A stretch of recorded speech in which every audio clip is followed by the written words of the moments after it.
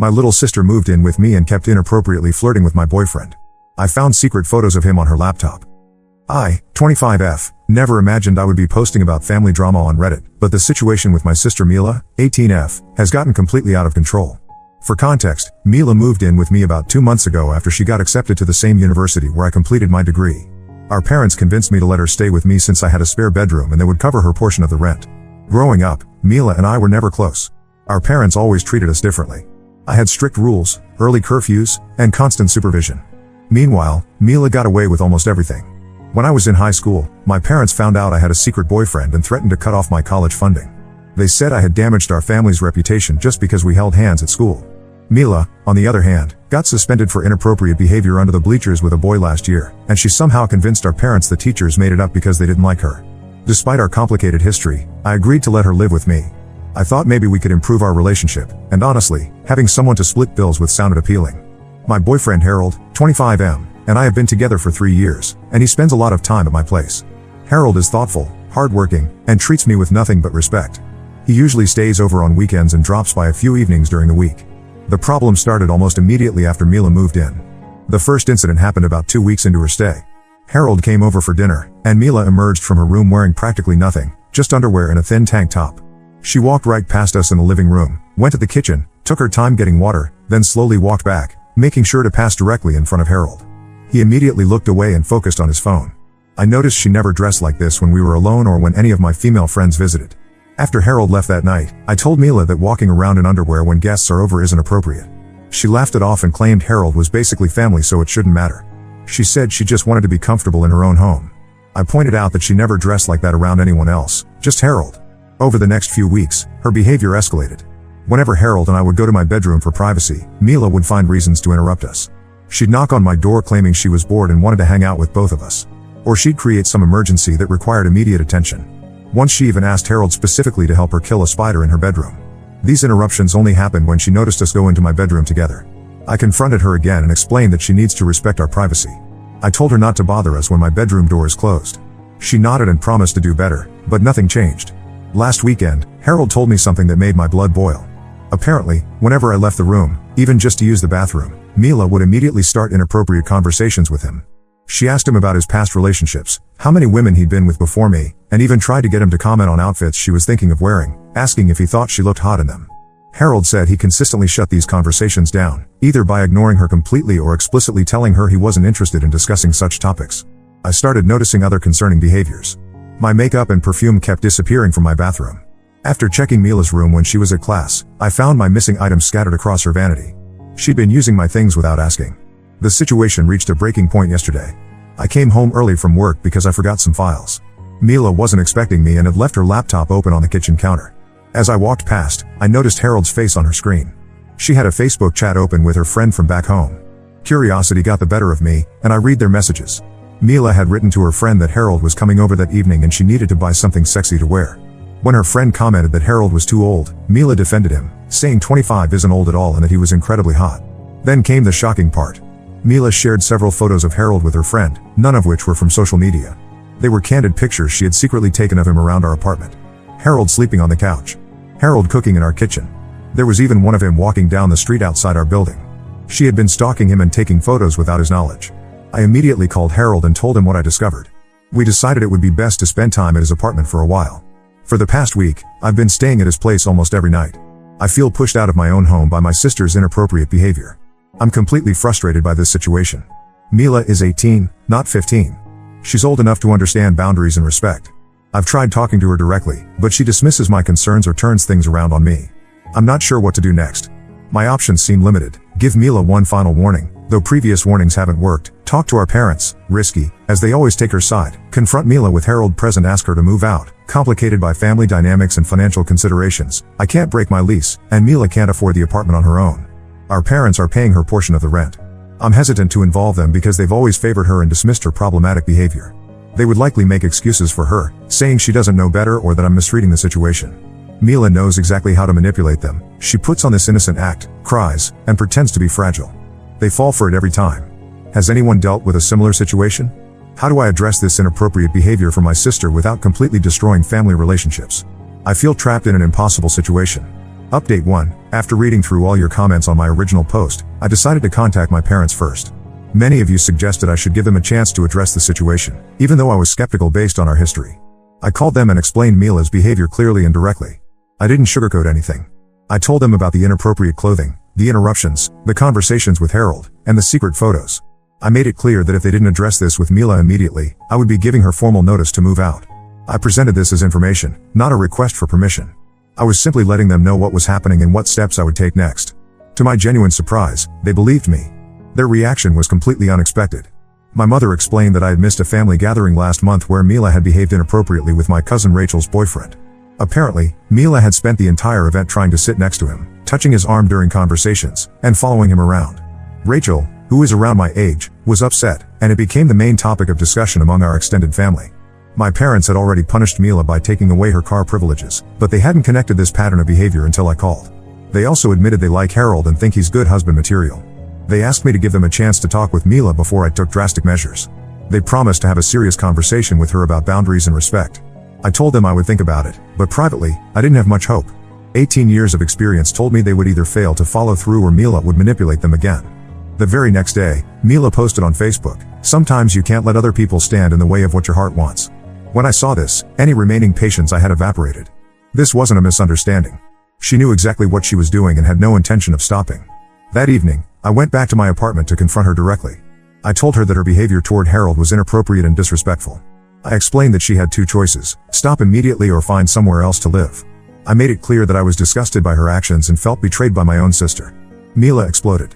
She started insulting my appearance, claiming Harold would leave me soon anyway because I didn't put enough effort into looking good for him. She pointed out that I rarely wear makeup and my clothing style is simple. She told me I wasn't much older than her and had no right to tell her what to do. She insisted she was just being herself around Harold and I was the one with a problem. I remained calm, which seemed to frustrate her even more. I simply stated that adult actions have adult consequences, and her consequence was eviction. When she claimed I couldn't legally make her leave, I informed her that in our state, I could give her 30 days notice since she wasn't on the lease. I had already checked with my landlord who confirmed this was acceptable. Mila stormed off to her room. I immediately contacted my parents to let them know what happened and that my decision was final. They seemed stunned but didn't argue. My father mumbled something about the big city being a bad influence on Mila. I didn't bother responding to that. The next day, I purchased a small security camera for the common areas of the apartment.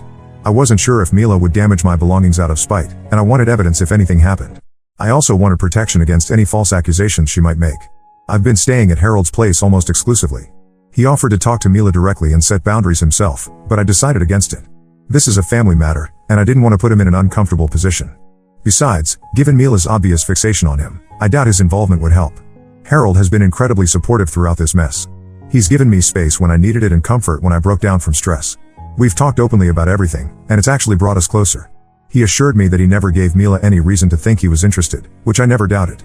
My parents called yesterday to say they spoke with Mila and are making arrangements for her to move back home by the end of the week. I'm relieved this is happening faster than the 30-day timeline I gave her. I checked my security camera footage and saw that Mila hasn't damaged anything, but she spent most of her time either posting dramatic status updates online about how life is unfair and no one understands me, or texting furiously.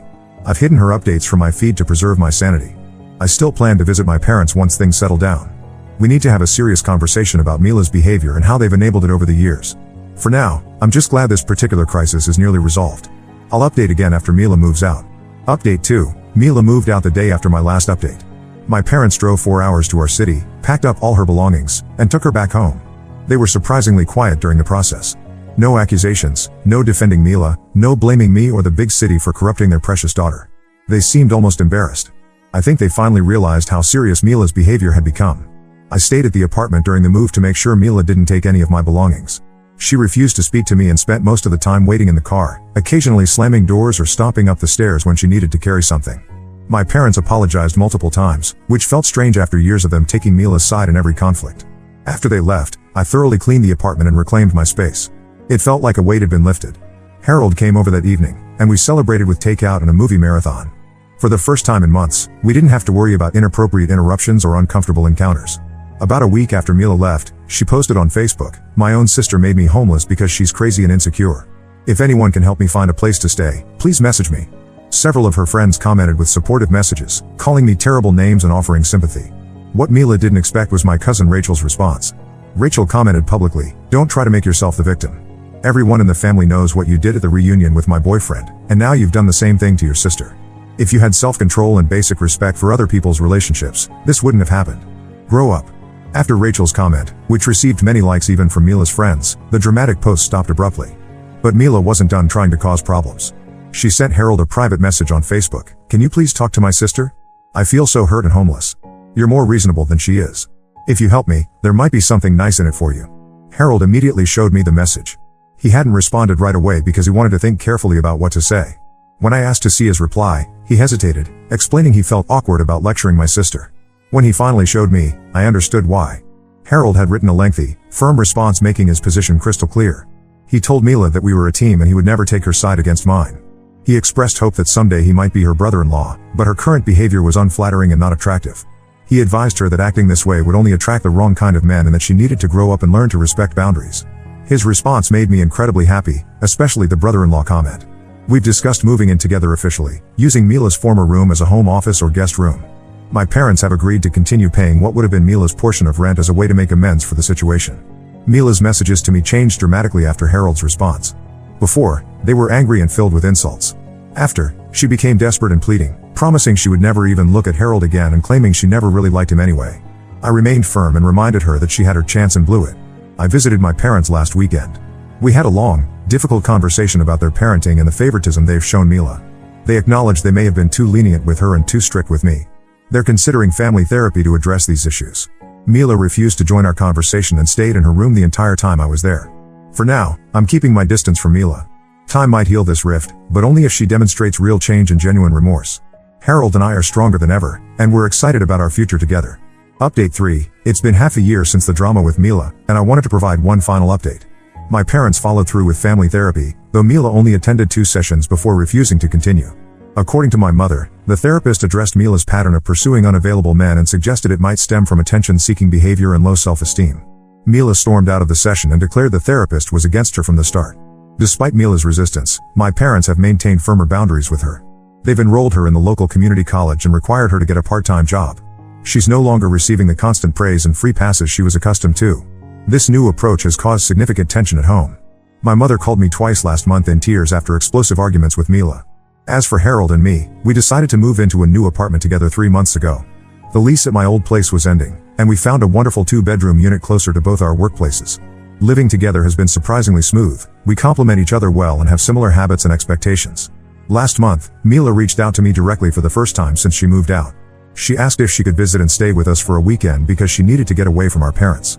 I consulted with Harold, and we both agreed it wasn't a good idea. I told Mila that I wasn't comfortable having her in our home given her past behavior and the lack of any meaningful apology or change.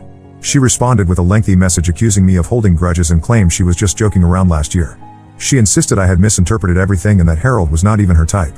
I didn't bother arguing with her version of events. I simply repeated that I wasn't comfortable with her visiting and suggested she look into staying with friends instead. 2 weeks ago, I discovered through family gossip that Mila has been dating her professor at community college, a man in his late 30s. My parents are concerned but haven't found an effective way to intervene, especially since Mila is legally an adult. This news reinforced my decision to maintain distance from her. Her pattern of pursuing inappropriate relationships continues, just with a different target. My relationship with my parents has improved significantly. They've apologized multiple times for the years of favoritism and acknowledged how it affected me. We now have dinner together once a month, and they've made an effort to get to know Harold better. Last week, my father even helped us install new shelving in our apartment, something he would never have done in the past. As for Harold and me, we're discussing engagement. He's planning to propose sometime in the next few months. I found the ring receipt while organizing our desk. I'm excited about our future together and grateful that the situation with Mila, while painful, ultimately brought positive changes to our relationship and my family dynamics. I won't be updating again unless something dramatic happens, which I sincerely hope it won't. Sometimes setting firm boundaries, even with family, is the healthiest choice for everyone involved. Now let's move on to the next story. Story 2. My family accused my wife of stealing, which she didn't, at a family reunion. When the truth was out, they didn't even apologize, so I broke up with them. I, 34M, never thought I'd be posting here, but I'm at my wit's end and could use some outside perspective. This is going to be long, so bear with me. Some background: I grew up in a small town with my parents and younger sister, Sarah, 31F. Our childhood was pretty normal on the surface, but there was always an undercurrent of tension. Our parents, while not outright abusive, clearly favored Sarah. She was the golden child who could do no wrong, while I was often criticized and held to impossibly high standards. This dynamic wasn't always obvious to outsiders, but it was a constant presence in our home. I remember countless instances where Sarah's accomplishments were celebrated lavishly, while mine were barely acknowledged. For example, when I made the honor roll in high school, my parents' response was a tepid "That's nice, honey." But when Sarah got a B+ on a difficult test, they threw her a party and bought her a new phone. This pattern repeated throughout our childhood and teenage years, slowly eroding my self-esteem and creating a rift between Sarah and me. After high school, I was eager to escape the suffocating atmosphere of our small town and my parents' constant comparisons. I moved to the city for college, throwing myself into my studies and part-time jobs. It was challenging, but for the first time, I felt like I could breathe. I was free to define myself on my own terms, without the shadow of Sarah's perceived perfection looming over me. I stayed in the city after graduating, building a successful career in marketing. It wasn't easy. I started at the bottom and worked my way up, often putting in 60-hour weeks. But the satisfaction of earning my own achievements, ones that couldn't be diminished by comparison to Sarah, made it all worthwhile. It was during this time that I met Emma, 32F. We connected instantly over our shared love of obscure indie bands and terrible B-movies. Emma was like a breath of fresh air, supportive, kind, and genuinely interested in me as a person. We dated for 3 years before getting married, and now we have a beautiful 2-year-old daughter, Lily. Meanwhile, Sarah stayed in our hometown. She married her high school sweetheart, Tom, right after graduation and had 3 kids in quick succession. From the outside, it looked like she was living the perfect small-town life that our parents had always envisioned. Our parents doted on Sarah's children, constantly talking about how amazing she was as a mother. They'd drive hours to attend every little league game and dance recital. In contrast, they've only visited us twice since Lily was born, despite living much closer to us than to Sarah. When they do visit, they constantly criticize our parenting choices, everything from our decision to use cloth diapers to the fact that we're raising Lily bilingual. Emma is French-Canadian. This has caused a lot of tension over the years. Emma and I have tried to maintain a civil relationship with my family for Lily's sake, but it's been an uphill battle. We've had countless discussions about boundaries and respect, but it seems to go in one ear and out the other with my parents. Last month, our parents decided to throw a big family reunion at their house. They invited all the extended family, aunts, uncles, cousins, the works. Emma and I were hesitant to go, given our history, but we figured it would be good for Lily to see her cousins and other relatives. Plus, a small part of me hoped that maybe, just maybe, things would be different this time.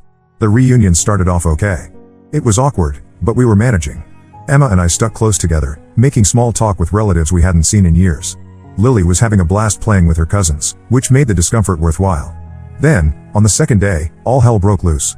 Our Aunt Linda, my mother's sister and a notoriously dramatic person, noticed that her expensive designer purse was missing from the guest room where she was staying. She immediately started making a scene, loudly accusing the outsiders of theft. It quickly became clear that by outsiders, she meant Emma and me, since we were the only ones who didn't live in town. I was shocked and hurt by the accusation. I tried to defend ourselves, explaining that we had no need or desire to steal from anyone. But Aunt Linda was adamant. She said she had seen me lurking near the guest rooms earlier that day, acting suspiciously.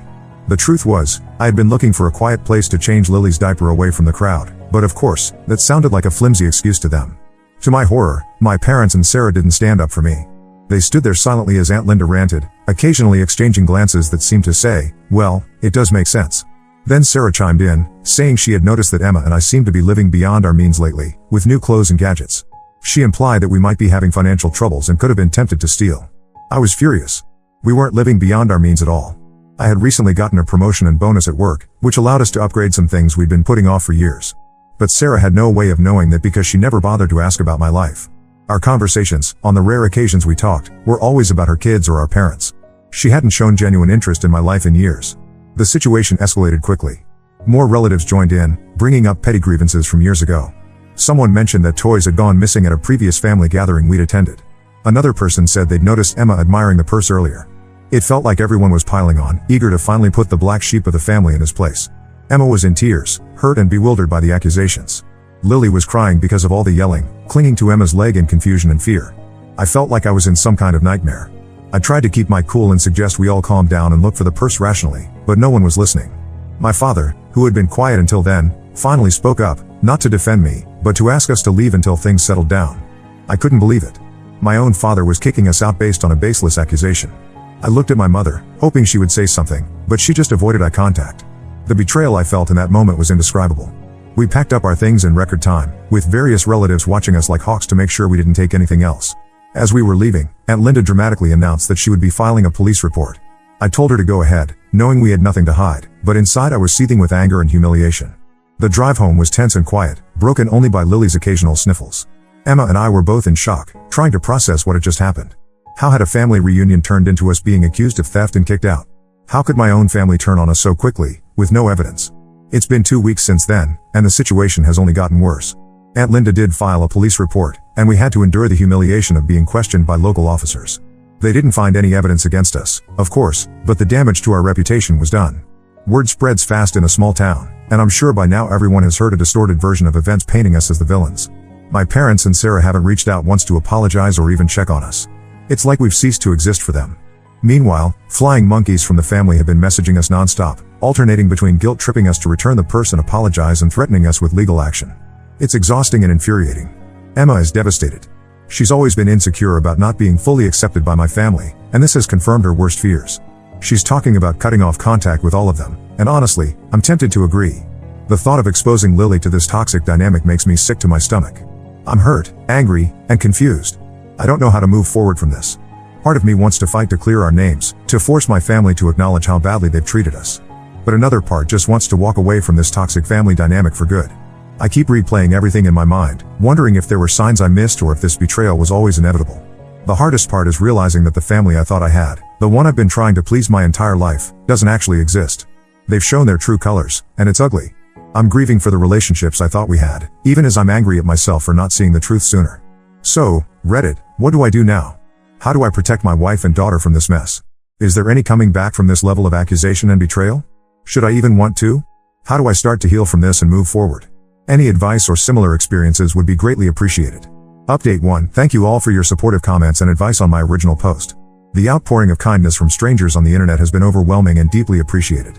A lot has happened in the past week, so I wanted to give you an update. First, some good news: the missing purse was found. But of course, in true fashion for my family, this discovery only led to more drama and revealed even deeper issues in our family dynamic. It turns out that my 7-year-old nephew, Sarah's oldest son, had taken the purse. He apparently thought it would be funny to hide it and watch everyone search for it.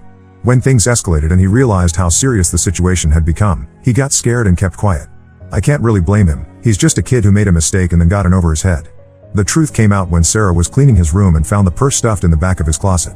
According to Sarah, he broke down crying and confessed everything. I can only imagine how terrified and guilty he must have felt, carrying that secret while watching the chaos unfold around him. You'd think this would immediately clear our names and lead to a flood of apologies, right? Well, you'd be wrong. The way my family handled this revelation says a lot about their priorities and the dysfunctional patterns that have been in place for years. Sarah called our parents first, and together they decided to handle the situation quietly. Their plan was to return the purse to Aunt Linda and smooth things over without involving us or addressing the false accusations. They were more concerned about protecting my nephew, and by extension, Sarah's reputation as a mother, than about clearing our names or acknowledging the harm they had caused us. Luckily, or unluckily, depending on how you look at it, Aunt Linda has a big mouth. She immediately started calling everyone to announce that her purse had been miraculously found in Sarah's house. That's how we found out about it, through a distant cousin who called to apologize for believing the accusations against us. I was floored. Not only had they found definitive proof of our innocence, but they were actively trying to sweep it under the rug without acknowledging the harm they'd caused us.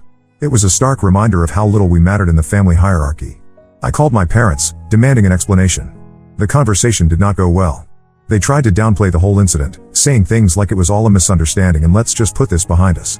When I pressed them on why they didn't immediately call us to apologize, my father actually said, "Well, we didn't want to bother you if it turned out to be a false alarm." I lost it at that point.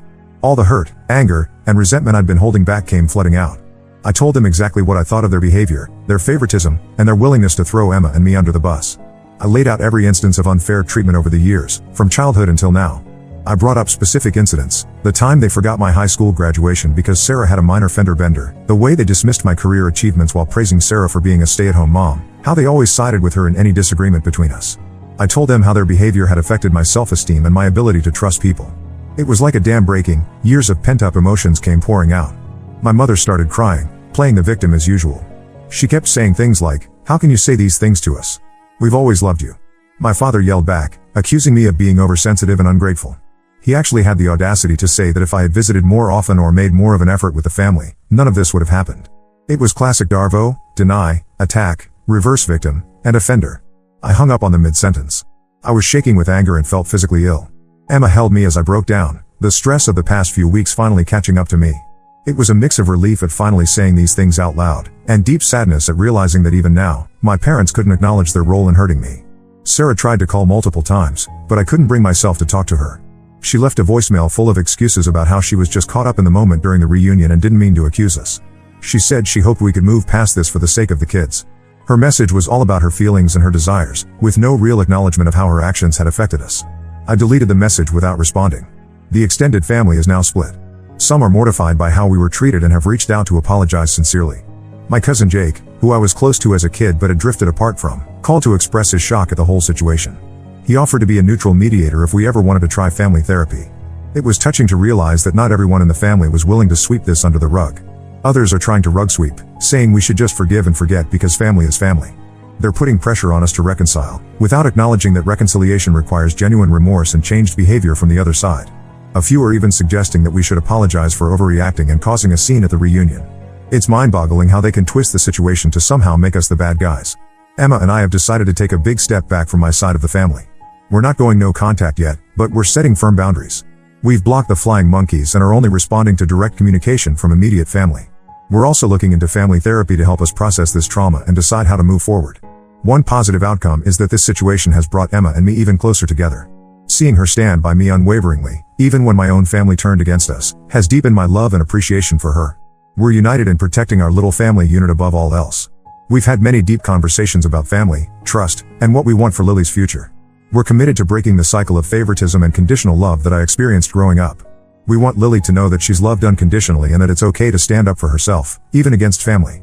I'm still angry and hurt, but I'm also feeling a sense of clarity I've never had before about my family dynamics. It's painful to realize how dysfunctional things have been, but it's also empowering to finally see it clearly and know that I don't have to participate in it anymore. The road ahead isn't clear, but I know that with Emma by my side, we'll figure it out. We're focusing on healing and on creating a healthy, loving environment for Lily. Whether that includes my extended family in the future remains to be seen, but for now, we're prioritizing our own well-being. Thank you again for all your support. It's meant more than you know during this difficult time. I'll update again if there are any significant developments. Update 2: It's been about a month since my last update, and I wanted to share some final thoughts on this whole ordeal. A lot has happened, and we've done a lot of processing and decision-making. First, thank you all again for your unwavering support and advice. It's been incredibly helpful to have an outside perspective during this challenging time. Your comments have often provided clarity when I felt lost in the fog of family drama. After much discussion and soul-searching, Emma and I have made the difficult decision to go low contact with my family for the foreseeable future. We're not cutting them off entirely, but we're drastically reducing our interactions and setting very firm boundaries. We spent several days drafting a lengthy email that we sent to my parents, Sarah, and a few key family members outlining our decision. We wanted to be clear about our feelings and expectations, while also leaving the door open for potential reconciliation down the line. In the email, we explained how deeply hurt we were by their actions and lack of trust in us. We detailed the impact of their behavior, not just from the recent incident but from years of unfair treatment. We made it clear that while we're open to rebuilding relationships in the future, it would require acknowledgement of the harm done, sincere apologies, and most importantly, changed behavior. We also set out some ground rules for any future contact. These included, no unannounced visits, no discussing our decision with extended family or mutual acquaintances, respecting our parenting choices without criticism, and treating Emma with the same respect they'd show any other family member. We made it clear that any violation of these boundaries would result in further reduction of contact. The responses we received were mixed, revealing a lot about each family member's mindset and willingness to change. My parents sent a lengthy reply that was part apology, part justification. They admitted they handled the situation poorly but still tried to shift some blame onto us for distancing ourselves from the family. They expressed sadness at the thought of losing contact with Lily and asked for a chance to make things right, suggesting family therapy. While it wasn't the full acknowledgement we were hoping for, it was more self-reflection than I've ever seen from them. Sarah's response was more defensive. She apologized for jumping to conclusions but spent most of her message explaining how stressed and overwhelmed she's been, as if that excuses her behavior. She also implied that our decision to go low contact was an overreaction that would hurt the children. It was disappointing but not surprising. Sarah has always struggled to take responsibility for her actions.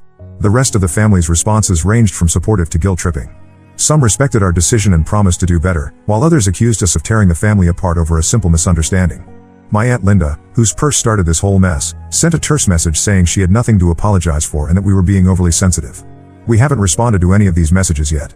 We're taking time to process everything and decide how we want to move forward. The family therapy suggestion is on the table, but we're not rushing into anything. We've agreed that if we do pursue therapy, it will be with a neutral third party, not someone connected to the family or the small town they live in. On a more positive note, this situation has led to some unexpected personal growth. I've started individual therapy to work through my childhood issues and the complex emotions this incident has brought up.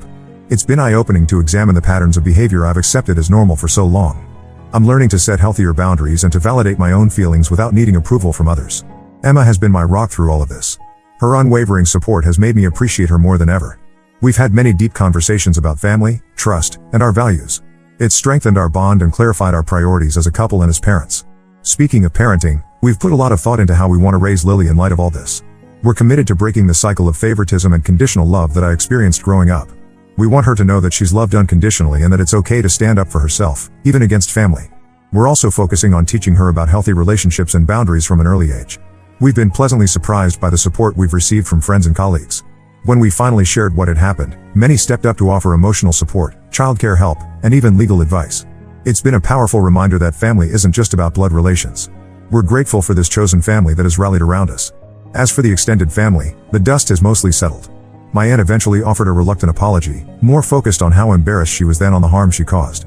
We accepted it politely but distantly. The cousin who initially tipped us off about the purse being found has become an unexpected ally, keeping us informed about family gossip without pressuring us to engage. Interestingly, this incident has caused some other family members to reflect on their own experiences. My cousin Jake reached out to share some of his own struggles with family dynamics that he'd never felt able to express before. It's sad to realize how many of us were suffering in silence, but there's also hope in the possibility of supporting each other and breaking these toxic cycles. Looking ahead, we're cautiously optimistic. While the pain of this betrayal is still fresh, we're focusing on healing and moving forward. We're planning a small vacation, just the three of us, to reset and make some happy memories after all this stress. We're also looking into moving to a new neighborhood, partly for a fresh start and partly to be closer to Emma's job. We know there will likely be more drama when we skip the next family gathering or holiday, but we feel prepared to handle it. We've role-played potential scenarios and prepared responses to common guilt trips or manipulations. Our priority now is protecting our mental health and our little family unit. One unexpected outcome of this whole ordeal is that I've started writing more. Initially, it was just journaling to process my feelings, but it's evolved into something more. I'm considering starting a blog about navigating difficult family relationships and breaking generational trauma. If nothing else, it might help others feel less alone in their struggles. To anyone going through similar family struggles, know that it's okay to prioritize your own well-being. It's not selfish to set boundaries, even with family. Healing is a journey, and it's okay if it takes time. Surround yourself with people who respect and support you, whether they're related to you or not. Thank you all again for being a part of this journey with me. Your kindness and wisdom have been a bright spot in a dark time. I may not update again unless something significant changes, but please know that your support has made a real difference in our lives. We're moving forward with hope, determined to create the healthy, loving family environment that everyone deserves.